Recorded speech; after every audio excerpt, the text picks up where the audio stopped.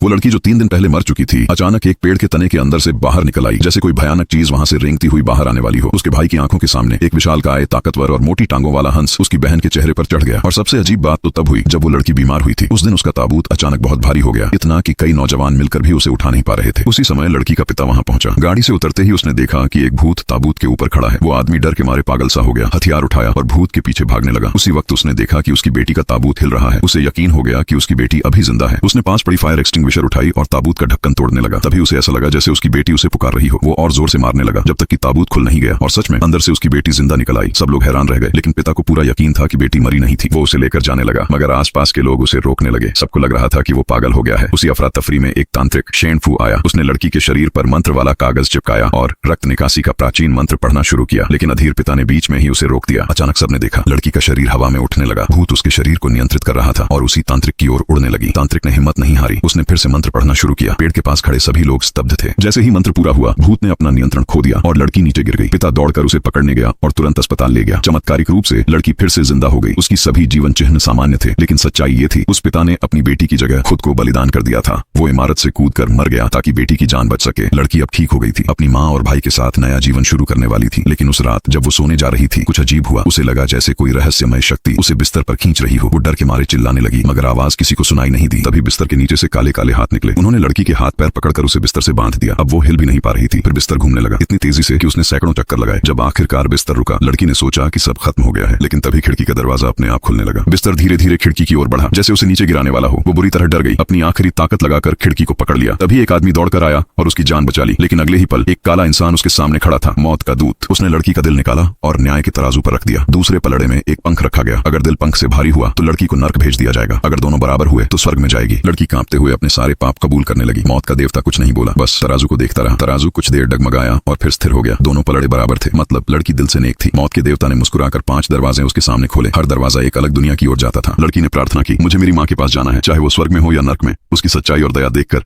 देवता ने हामी भरी। एक दरवाजा धीरे धीरे खुला, वही था उसकी माँ का दरवाजा। लड़की ने देवता को धन्यवाद कहा और अंदर चली गई। दरवाजा बंद हुआ और उसकी आत्मा को शांति मिल गई।